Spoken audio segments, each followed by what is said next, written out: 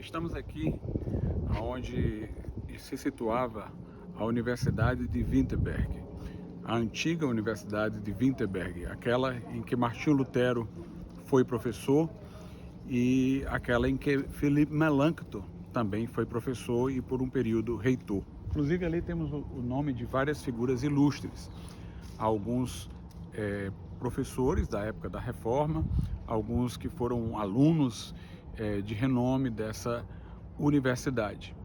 É interessante que hoje em dia nós temos as universidades sempre procurando se distinguir do povo, do senso comum, mostrando que os acadêmicos têm um conhecimento privilegiado que o povo comum não conhece.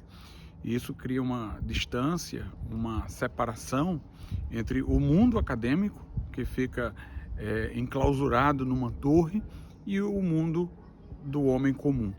No entanto, na época da Reforma foi bem diferente. Lutero partia do princípio que a escritura, base do conhecimento na época, maximamente do conhecimento teológico, era dotada de perspicuidade, ou seja, de clareza. Então ele defendia a clareza das escrituras. As escrituras, portanto, não eram esotéricas, apenas eruditos poderiam, desse modo, interpretá-la. Pelo contrário, Jesus, quando falou para o homem comum. Suas parábolas se serviam de ilustrações do cotidiano, assemelhou coisas elevadas do reino dos céus, do reino de Deus, com a atividade de um agricultor, uma atividade pastoril em suas palavras. Jesus não tinha um refinamento de uma linguagem para iniciados, ele falava a linguagem que se abre para o senso comum, bem como os apóstolos, muitos dos quais eram pescadores. Então as escrituras são claras, muitos dos profetas eram cuidadores de gado, eram homens comuns. O próprio apóstolo Paulo, ele diz que a sabedoria deste século não pôde compreender as coisas de Deus, né? E ele se nivelou ao homem comum, ele, um homem refinado, havendo perdido todo o seu status, passou a ser um fabricador de tendas, conviver com pessoas simples e transmitir a palavra de Deus para pessoas simples. Então a Reforma defendeu a clareza das Escrituras e o livre exame das Escrituras, que não é o mesmo que livre interpretação. Não se pode interpretar a Bíblia de qualquer jeito, ao sabor das nossas preferências ou opiniões pessoais. Mas a Bíblia deve ser interpretada pela Bíblia, o texto pelo contexto. A Escritura tem livros históricos e livros didáticos. Os livros históricos situam o contexto dos livros didáticos, os livros didáticos são esclarecidos pelo contexto histórico que estão nos livros históricos. E assim, interpretando a Bíblia pela Bíblia, qualquer um pode chegar à verdade.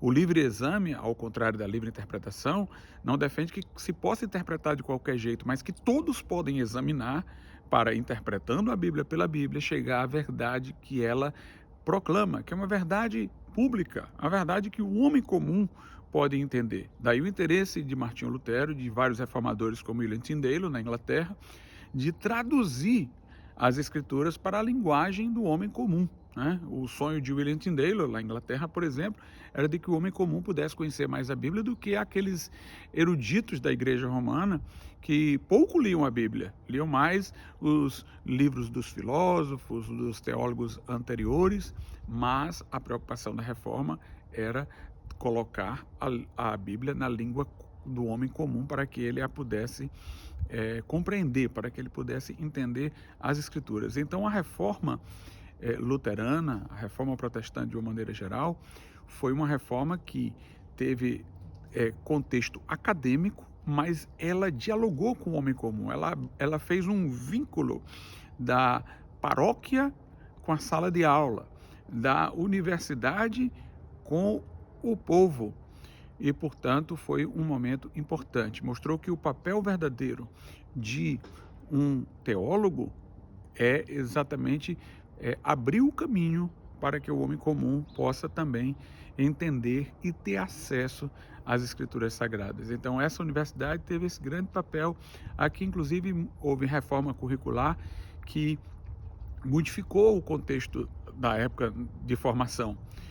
As pessoas, por exemplo, passaram a aprender o hebraico para melhor compreender as escrituras do Velho Testamento, no sentido de ter a aptidão de traduzi-las.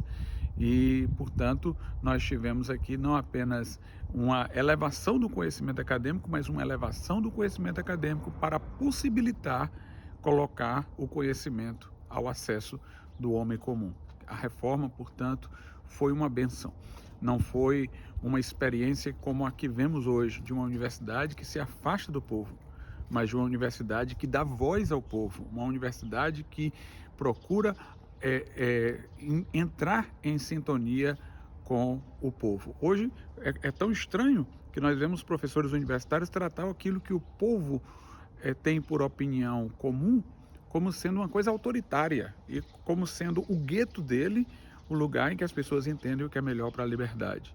Mas, na verdade, é o contrário. Nesses guetos universitários que se fecham à sociedade, é onde nós vemos, muitas vezes, o pensamento autoritário se desenvolver. E é aquele conhecimento que pode ser traduzido para a linguagem comum que é o verdadeiro conhecimento, o conhecimento que proclama condições de liberdade. C.S. Lewis dizia: você só pode dizer que entendeu bem uma coisa quando você for capaz de transmiti-la com clareza. Isso está dentro do espírito da Reforma Protestante.